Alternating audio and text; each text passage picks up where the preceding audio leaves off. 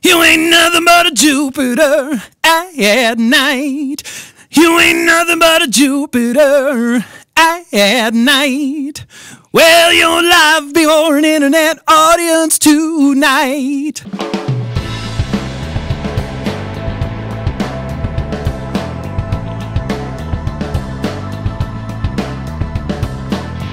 Good evening, everyone, and welcome to Jupiter at Night. My name is Chris. My name is Jeremy. Now, tonight's episode, we're going to dive into an area that might be a little close to home, and I do want to prepare you for that.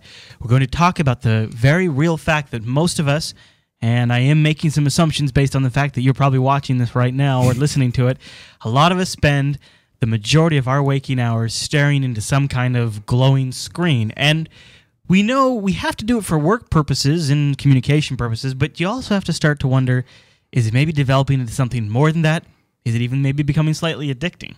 Some people say it definitely is. There's a recent study that's come out that shows that the same brain patterns that can be triggered by basic, everyday actions on the internet, checking your email, reading news, all that sort of stuff, is the exact same type of things that you will see in impulsive and addictive personalities. Right, and I've also read, and I'll try to remember to throw a link in the show notes, that that the actual act of finding and gathering information actually triggers the hunting and gathering mechanisms in our brain that can release dopamine. Yeah, that's the whole thing about dopamine, is that it's supposed to make it pleasurable to do things that help the species survive, like eat. Right. And procreate. Right.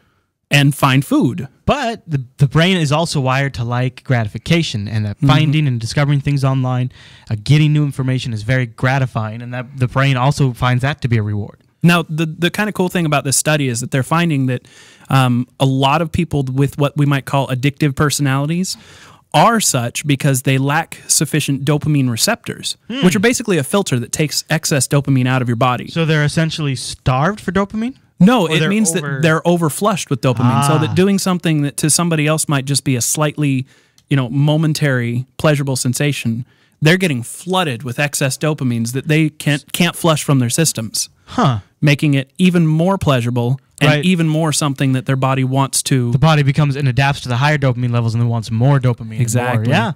Well, that's the thing about the brain that we talked about in our caffeine episode a long time ago, is that the brain will go to what scientists call an amazing levels to normalize itself. Yeah. So it can adapt to extremely high dopamine levels and adjust its normal operating point to be there. And then when you aren't at those high levels, it is essentially starved for it. You go into withdrawal symptoms and stuff like that. If the correlation between the way the brain adapts to chemicals like caffeine. Now, there's also been some slightly less conclusive studies done that gaming can, on a very real basis, release dopamine.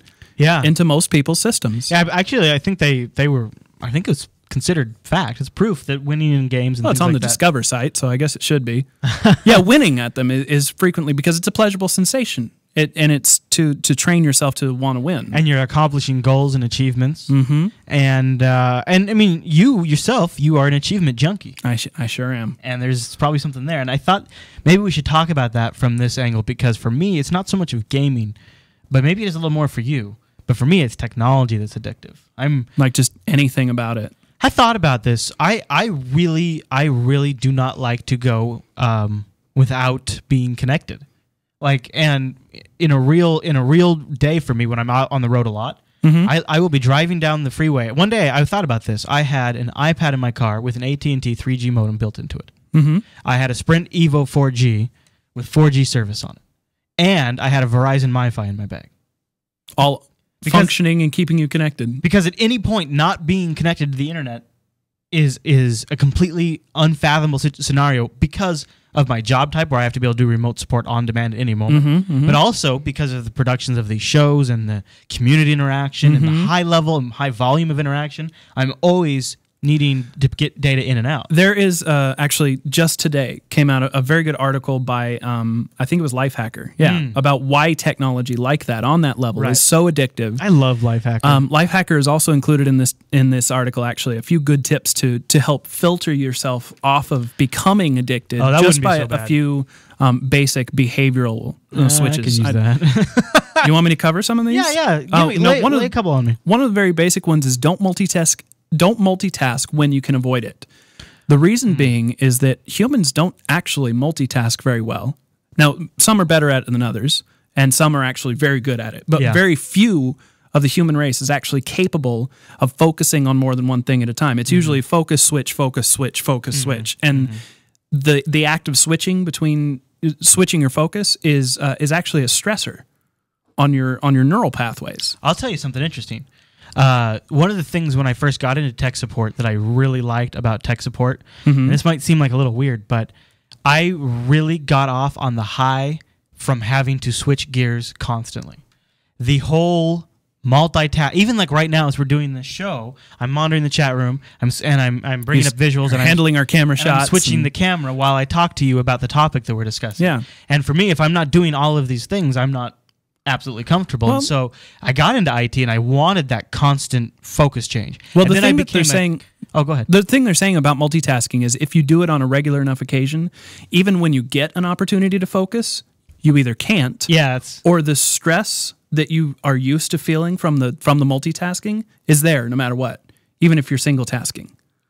So that no matter what, once you get in that brain state of using technology in such a way, you can't relax with it. So here was me today. I literally today was doing email, instant messaging, and I had Twit Live up streaming, and was taking phone calls, and I would mute, answer the phone call, unmute, doing all these things. And when I only do one thing, I find it very... You get antsy. Yeah, I do. But I'm also at the same time feeling kind of worn out from it all. Like I don't actually, now I feel like I'm kind of stuck in this mode, and now I can't undo it. It's probably, you might be too far gone, honestly. But some of you that are just starting into this kind of thing, you're a lost cause. Oh, God, Jim. But some of you out there in the internet audience, you might not be past saving. So if you still have a choice out there, then stop yourself from multitasking unless you have to do it. This is really a great life. Another, just a couple other tips I want to mention real quick. Don't apologize for your technology's failures. They say that by doing this, we psychologically make ourselves dependent upon that technology working correctly. Wow. Yeah. So when I read that, I was like, oh my God, I do this all the time. Oh, hey, sorry, I missed your call. I didn't have reception. Sorry, exactly. You know what? I was in the server room. The fans were really loud. I didn't hear my phone ring. Exactly. Going beyond that, it sets the expectation that, you should be always connected. Yeah, I would have immediately answered your call, except this one thing prevented me, but otherwise you have the expectation I will always be instantly available. And that's not just something, when you tell that sort of thing to somebody else, you tell yourself as well. Right. And so you're turning on this sort of, I have to be always on anxiety. Switch. Well, and yesterday when we recorded this show, I missed 6 phone calls. And this is 9 o'clock at night because I've set an expectation there that I'm always available. But think back to even just 5 years ago, maybe for not in your line of work, but most people, even just as few as 5 years ago, would not be as connected. Oh, absolutely for me. Yeah, absolutely. I mean, the fact that you missed somebody's call while you were doing something else at 9 o'clock at night is just, well, you must be doing something else, and nobody cares. But now that we're in the habit of apologizing for our technological failures, we have suddenly created a monster, right, that we are addicted to. Yeah. Or at least chained to. And we also feel compelled that if we don't immediately respond, that it gives the impression that we're not always on top of our situation. And I think that's why Twitter has been so nice for me, is because it's much more likely I can respond in 140 characters than 2 or 3 paragraphs. Right. So yeah, check out our show notes for the article to link. The last link is just get organized. Watch our show last night. Yeah. That might give you some good tips. You and I have been working a lot on that because we do have PAX coming up this weekend. And I'm excited about that. So that's going to be tomorrow night's episode. Surviving the con. Now, you and I before the show were talking about the video game addiction side of this, which is a real thing. Do you want to speak to that at all, or do you ever find yourself hooked on games? I have a quick personal experience to say to this. As far as gaming and psychology go, there was a time in my life, 8 or 9 years ago, where I was actually suffering through a pretty serious depression. Just because where my life was. It was everybody has that once in a while. To pull myself out of that, I slammed myself headfirst into MMO gaming. And it helped me get a stronger sense of myself. I felt like I was doing something that was actually productive on a daily basis. Even though it was a virtual thing? I was the leader of a small group of us, and it just, people were looking up to me. It was great, and it helped get my mind back in a state where I could actually finally, once again, be a contributing member of society. So even though we're about to talk about some of the ugly sides of gaming, don't forget that some people out there are actually benefiting from it. Yeah, and I personally, for me, I know that I find gaming to be a fantastic stress reliever because I am such a multitasker. I have a really hard time like sitting down and watching TV or a movie, so I get way behind on my shows because I don't want to spend that time. But gaming, there's enough that I get to do where I can devote myself to doing one thing and enjoy it. Yeah. So gaming has been a huge stress reliever for me. But now I know there are people that get really, really hooked on it, including this dude.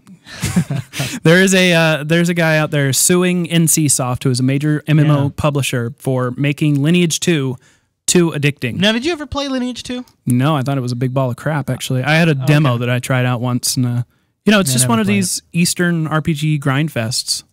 It's just not my style. Eastern, you mean from Asia? Yeah, kind of. That's inspired by the Orient. But those are the kind of games that a lot of people do get hooked on. That and so he's suing because he says he's claiming $3 million in damages because of their gross negligence, because he wasn't warned ahead of time that the game could possibly become an addiction. Is he taking like a suing the cigarette company kind of approach? Maybe. Yeah, it kind of seems like it, huh? You know what? I think he's just a little crazy. Yeah. The truth of the matter is that the lawsuits were filed after his account was banned for selling in-game items. I don't think he really has a leg to stand on. Oh my goodness. The interesting part of this, though, is that the federal judge that first heard this case didn't throw it out. Really? And that's really why a lot of people are taking notice to this, because, this kind of stuff happens all the time. People file frivolous lawsuits. Right. But this time around, the federal judge was like, you might have a point here. And they're willing to hear the case. Well, they said that about the lady that spilled coffee in her lap, and didn't she win something? They settled out of court for a reported $1 million. But, if you can get a couple $100,000 from a major game publisher just for throwing a fit. It seems so shady. All right, now, this, I don't mean to chuckle, but I think when it's very possible that this guy actually suffers from a physical addiction to the game. But to hold the publisher responsible? That's weak. That's where you're jumping the shark there. Yeah, that's weak. Yeah. All right, let's talk about South Koreans, because I think people know that South Korea is famous for their crazy StarCraft addiction. Well, not just StarCraft, but like games across the board. But aren't they really known for the StarCraft? I wasn't able to find any of these links, but people have been killed over games in South Korea. There are gangs for games. Yeah. Real life gangs that go around and they'll form up at one cyber cafe and then walk down the street and beat up a bunch of people at another cyber cafe over a video game. That is something else. I don't buy it. I don't think that is healthy, but that's South Koreans for you. Have you heard of Wellbutrin? They love their games. Have you heard of Wellbutrin? I haven't heard of it. Okay, it's like an antidepressant, and they're actually now prescribing it in South Korea for game addiction. They called one of the nicknames for it. I kid you not, StarCraft addiction. They're prescribing, and they'll put StarCraft addiction on the prescription. This guy is addicted to StarCraft. We'll throw the link in the show notes. It's pretty funny. I do find it funny that the way that they were able to gauge whether or not this drug was successful in helping these people was by doing MRI scans while they showed them pictures of Zerglings. Yeah. So they're laying in the scanner, and they're watching their brain. Does this scare you? Zergling. Do you feel like you need to construct additional pylons? So, I don't know.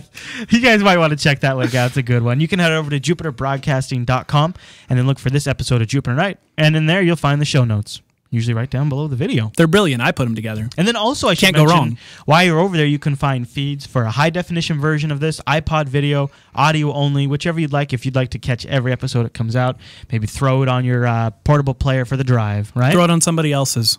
Oh, yeah. Yeah, actually, speaking of throwing on other people's players, also, we'd love it if you'd help spread the word for Jupiter Night. We're trying to grow the audience, because every night, actually, we're really excited. The live audience grows a little bit, and the download audience grows a little bit every single night. We've got a happening chat room, and we do that live every night. That's why I keep glancing over. Yeah, me too. At least Monday through Thursday. That's right. So not every night, but most nights at 9 p.m. over at jupiterbroadcasting.com/live. An official tease for tomorrow night. Okay. Now, this weekend is PAX. So tomorrow night is our Thursday, which is our Friday, looking towards the weekend. Since we're looking towards PAX, we're going to do the entire show tomorrow about preparing for surviving a convention. Yeah. You've got some interesting tips that I just hadn't even thought of. It's basic survival, man. And then also before the show, we were like, "Yeah, I'm gonna do this, and yeah, I'm doing this." And then Alan showed up before the show to get lots all ready to go. And we were talking about, "Yeah, I'm doing this," and "Oh yeah, I got this app on my phone." Like we've been coming up with all these different strategies we're all doing. So we're gonna sit down and we're just gonna lay them out. It'll be interesting to think. And if you really ever attend these kinds of things, and doesn't everybody go to a convention once in a kind? while? Once in a while? Yeah, we'll have some good tips for you. Yeah, that'll be tomorrow night. All right, everyone. Well, until tomorrow night, have a good night.